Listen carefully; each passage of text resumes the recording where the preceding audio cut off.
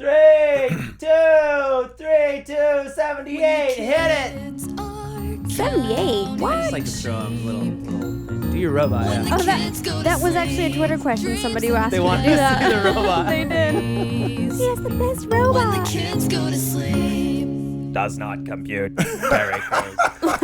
Welcome back for the second installment of our very special guest, one of the most successful dudes in Hollywood right now. The only. You know, Terry Crews. the thing is, dude, you're everywhere right now, but I can just feel it in my bones. You are about to blow up even more. Like let me prophesy. Get ready. Let me prophesy. Get ready.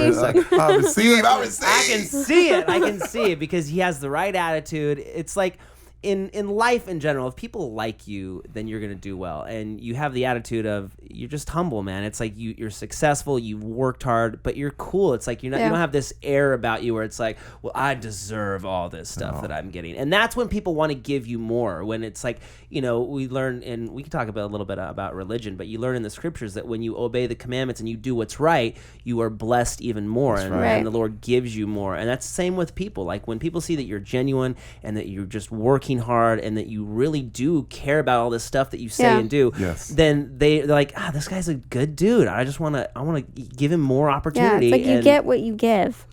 I'm grateful. You know what I mean? I'm grateful. I know where I could be, man. It's one of those things. I'm from Flint, Michigan, okay? And there's a lot of my friends that are dead, in jail, working jobs that they hate. Yeah. And it's just one of those things where, you know, I watched the whole city just, you know, it's the whole Michael Moore thing. I grew up during that whole Roger and Me experience where I had to escape. It was like a closed trap door. You're running. You just slide under the door. And I slid under that It's sucker. like Indiana Jones, And I was like, I'm out. You grabbed your hat on the way out. Yeah. Dude, I get where I could be. And like I said, I was telling you earlier, I never saw it this big. I never saw it. I said, I'm going to do something good and really, you know, as much as I can and just go for it. And then but now it's all beyond what I could ever, to me, being in this movie with Arnold, Bruce, Sly, Chuck Norris, Jet Li, Dolph Lundgren, Randy Coates. I mean, to be in this, Jason Statham, the whole thing, man. I never saw this. I never saw this coming. It's amazing because you have a hope. I feel like you have to start with a little seed. You know what I mean? You know, we can kind of refer to it as like a seed of hope or seed of faith, where it's like you want to do something good and you believe in yourself, and then as you go, it's like, holy crap, and it starts to evolve. I feel like in your own mind, where you start to learn little by little, and that's the key. Honestly, is staying grateful. That's right. That's how. Humble. Yeah, staying humble and staying grateful, and that's when you're gonna receive those higher blessings, or you know, bigger honors, or you know, more and more success, is by being humble and grateful. Just having that humility and meekness. Dude, I heard the greatest joke. I guess it's really quick. It's a funny joke. I hope I don't take up too much time. But there's a lady on a beach.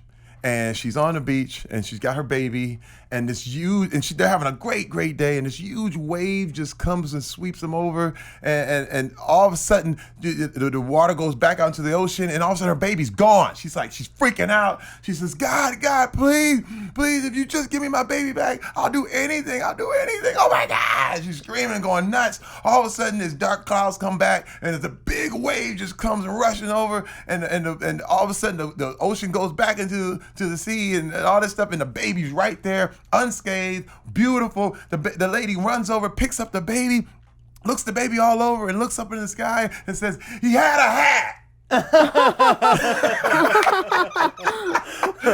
Where's the hat? Yeah. Me and my wife and family, we always say, whenever we feel ungrateful, that's our he had a hat moment. Yeah. You know what I mean? That's good. He had a hat. Good. You know? That's funny. Where's the hat? That's so true. It's the Oshkosh Bagosh hat. I expect it with the receipt. That is a great story. Okay, that's great. Fun. So being a family man, how do you keep your family grounded through all this? Like, what do they think of, you know, your rising fame or whatnot? You know, there's been a lot of mistakes just because you start to realize it's not just you, it's your family and the kids, and you have to be I had to be a lot more sensitive to what, because guys, yeah, we're like, Oh, man. and then I look over and all the girls in my family are like, oh, what in the world? But we're like, dude, that was funny, right? And the guys are like, yeah. I had to learn, okay, let me look over that section to how my wife and daughters feel about everything that I do. Because, as a guy, you just like, we're in our own zone. We have a high tolerance for that stuff. What I mean? I could go out and if I was hungry enough, I'd kill a chicken and we'd have chicken tonight.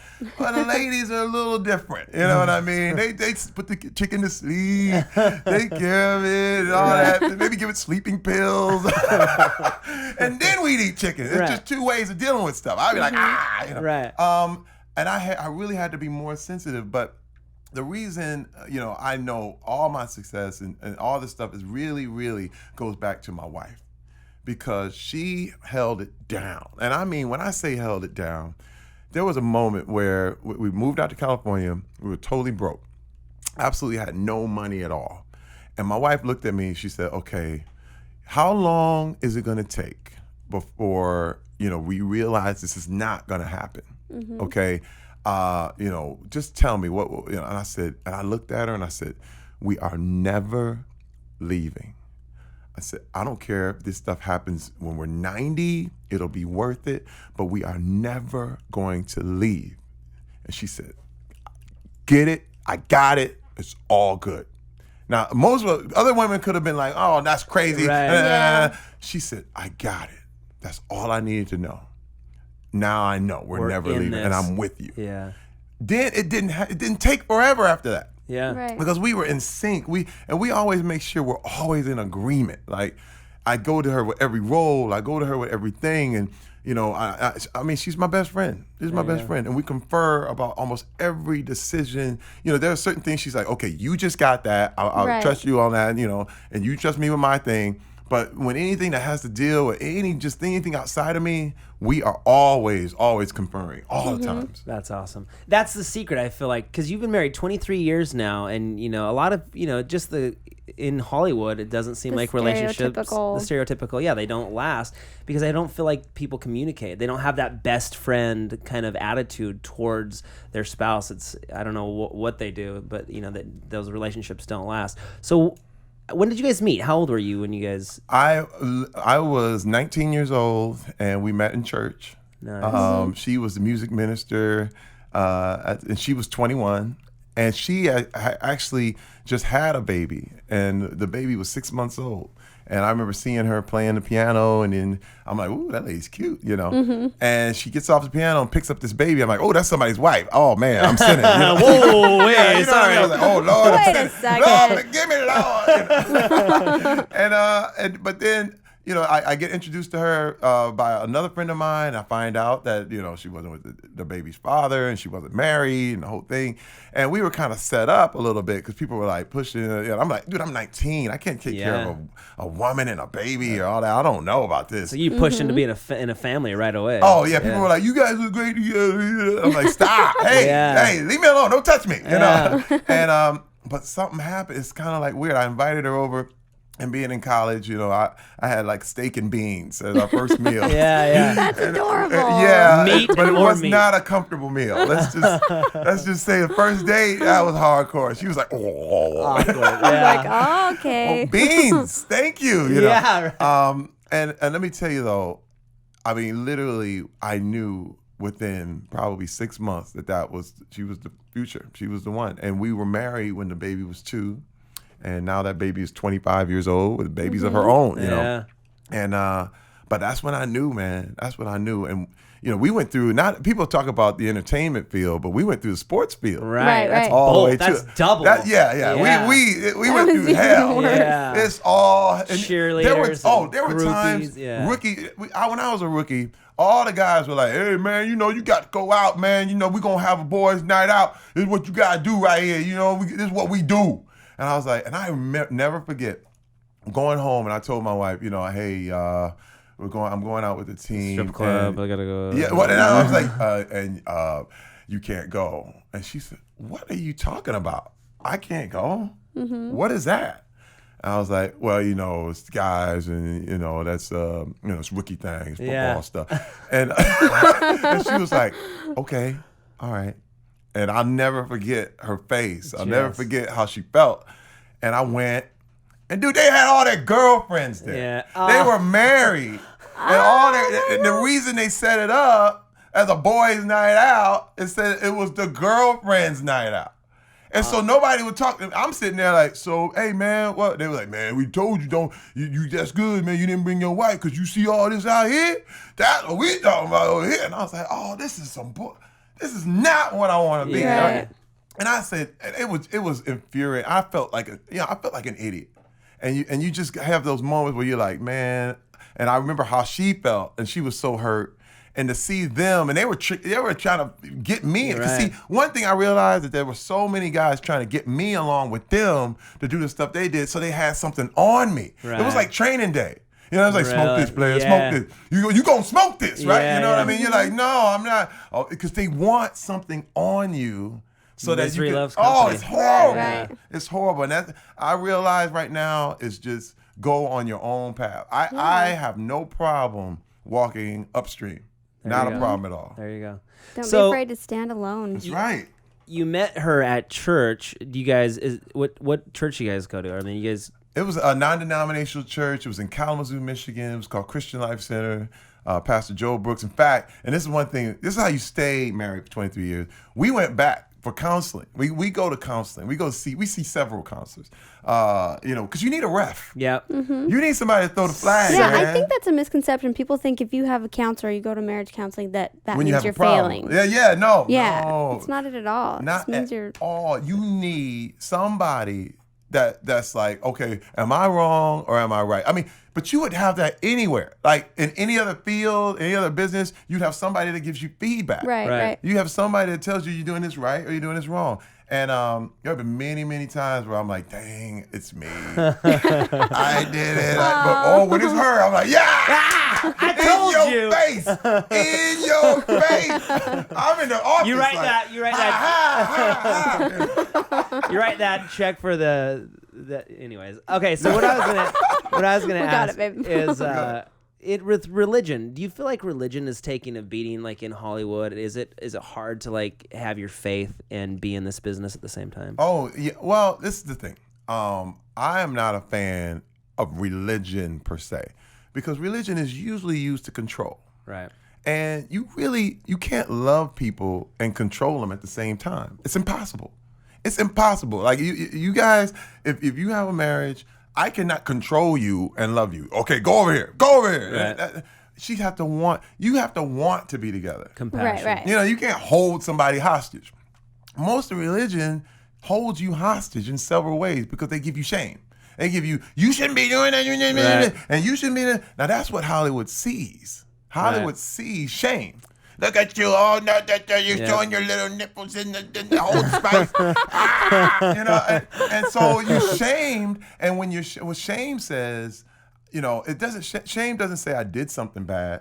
Shame says I am bad. Right. So when you're shamed, you can never come out, because if you are bad, how are you gonna ever get better? How are you gonna overcome it? How are you gonna ever get better? Yeah. So Hollywood sees, oh my God, oh, okay, don't come at me like that. So most religions are like, do this, and it's control. Right. But relationship is totally different. Relationship, instead of somebody kicking you in, you're led in. They're asking you. You're led. Yeah. You are like, oh wow, look, the Bible even talks about everything is free, everything is good to do. Mm-hmm. But everything may not be expedient, but it's about freedom. Right. It's about, wow, you can do this. You can do that. It's not about what you can't do. You can't do this. Now you're saved. You can't do this. Yeah. You can't do that. Don't be walking out yet. And when you hear don't, while on the other side, and in Hollywood and in any other business, all major things that are happening out in the world are you have to almost get away from religion to actually make any breakthrough. Right. Because it's so controlling. Right. But if you can experiment and do some things, but when you have a relationship and you know what's right and you know what's wrong and you really, really can hear in your heart what's happening. Right. it's freedom, and I operate in freedom. There's not one religion that's ever going to put me in. You can't. I'm like, hey man, don't talk to me. I shut off immediately because I was born and raised in a very religious household, extremely religious. I was not allowed to play secular music, not allowed to play sports. My mother wore no makeup. We were in like revivals every night. We're not allowed to listen to any. I mean, it was just crazy, Very dude. strict. And we're not allowed to dance. Yeah. I mean, everything was you can't. So I'm going, what else? Where do you find joy? Like, what can you do that brings you happiness? That's what I was thinking the other day. Is like a lot of people think of sin as like, that what you're saying is like bad. You're bad. You're bad. It's like you're gonna go to hell, burn in fire. When a lot of times is when you do things that are sinful or that are not right, it's just it's like taking away happiness. Like if you would have joined the boys on the football team, if you would have gone along and had a girlfriend, that brings you into bondage. Like you're not free then. You're not free. See, that's what sin does. And it's funny because, you smoke that weed and you do that drug, you're bound. Yep. You know what I mean? You're locked. Yep. And the other people keep you bound. Yep. You know what I mean? And it's crazy. And instead of looking at it as like, oh, you're a bad person, you sinned, you smoked that weed, or you did that thing. Instead of thinking of it like that, like, oh, you're going to get in trouble, it's more like you've kind of put yourself in that bondage. Like you've taken yourself out of a possible happiness and you've put yourself in an addictive situation or whatever it is, or a place that will bring, not only you, but others sorrow around you. And it's not, I feel like people have that misconception of religion a lot of times, or, I guess that happens in religion where the gospel or the good word, or whatever you want to call it, is just those are steps to bring you happiness. That's right. Not things to hold you back. That's right. They're not chains to make you, feel like you're shackled, but they're things that if you obey and you do, it brings you up and it brings you happiness and hope and faith. And I feel like there's, like the wrong thought process that goes on. Let me tell you, it is not our job to judge Hollywood. Mm-hmm. It's not. Yeah. It's not. And people get it mixed up. And even Jesus said it himself, I didn't come to condemn it. I did not come to condemn the world. That's what judging is. When you condemn somebody, they're doing what's wrong. That's right. And they see his finger pointing. And let me tell you something. Let me tell you that people don't listen to what you say at all. They watch what you do. Yep. That's it. Yep. They watch what you do. If you're successful, they're like, I like that. Yep. You know what I mean? The fact that you lost 113 pounds, I like that. But it's funny, I go to church and it gotta be 450 pounds talking about y'all gotta get y'all's life together. Yeah. And I'm like, wait a minute. You need more vegetables. You are gluttony incarnate. There you go. Right there. Totally. And it's all but remember, it's that thing. The thing that bothers them the most is what they're gonna go after you about. Right. It's the Jimmy Swaggart thing. Oh, it was one of those things where he was always on that, but that's what he fell by.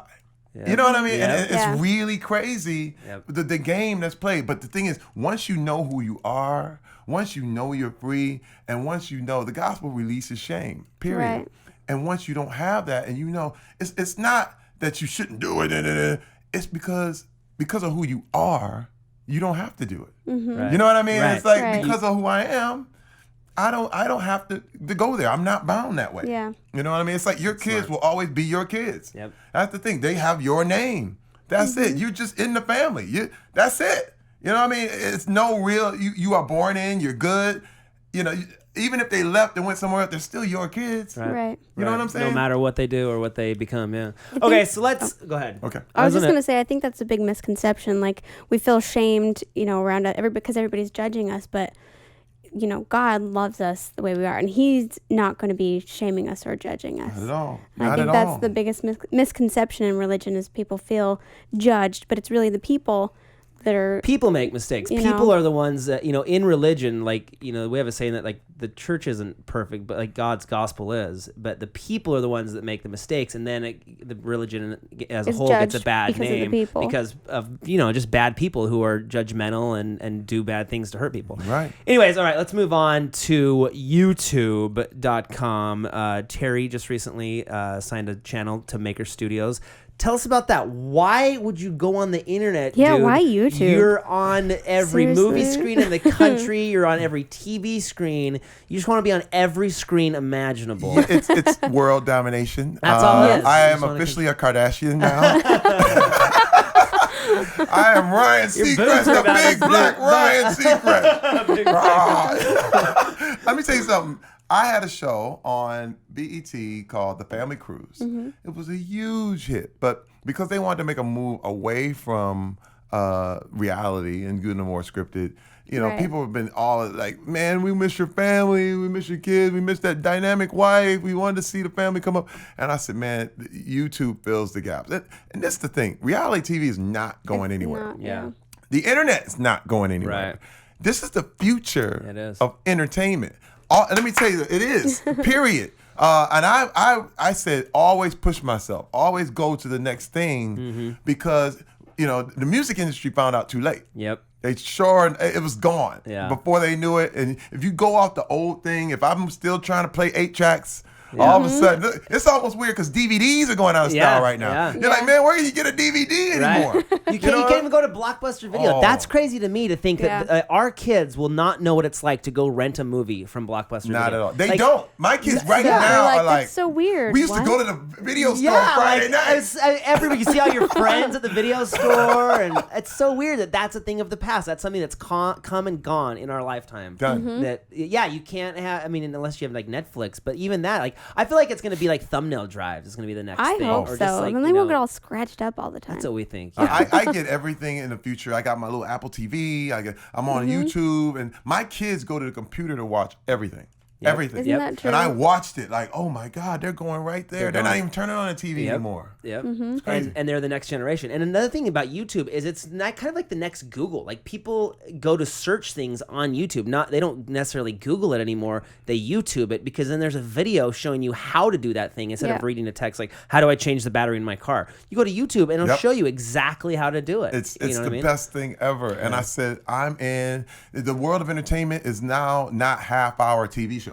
Right. That used to be the standard. Yeah. And now that the standard of entertainment is now 5 minutes or less. It's quick. It's crazy how it is, but it's really, that standard's all changing, and you just got to be with it. So what are your plans, your big goals for your channel? Oh man, I see everything: comedy, family stuff. Workout videos, just everything that is me. It's me incarnate. I mean, like, I just wanted whatever message that I have, and I have a lot of them. I really want to just put, really put out there that, you can do it. Right. And that's, I mean, it's really no limits. There's no, as long as it has my personality and people know who I am by it. I think it's great, and I want to promote. I want to just show people my movies, and I want to put everything on my channel. Now, here's what I want you to talk about: is you've come from obviously this more like mainstream entertainment source, but now with YouTube, you don't have any people. There's no red tape, I guess. You can put whatever you want. Like you can be Terry Crews incarnate. For real. Like, there's no editors, there's no producers like, I think we should cut that part out. Like, you can put whatever you want. Like, I think that's what's exciting. It's the best. I mean, because first of all, Hollywood is all about, okay, can you sell? Because let me tell you, this is one thing black people hear a lot in Hollywood. Well, black movies don't sell overseas. And you're like, wait a minute. Friday, when I got off the plane in Hong Kong, I couldn't get out the airport. People were just crazy. I went to Brazil. They were like, you're like, wait a minute. We're selling somewhere. Right. Hey. There's people. Hey. But it's part of it's not, I wouldn't say it's a conspiracy, but there's, it's a control. It's a control issue because, they tell you, you can't do it yourself. You can't publish yourself. You can't do that. You need a publisher. You need a publisher. I mean, you can self-publish. Yep. It's happened many, many times with books, with movies, with TV. You can do it now yourself, but you gotta hustle. You gotta hustle. Yep.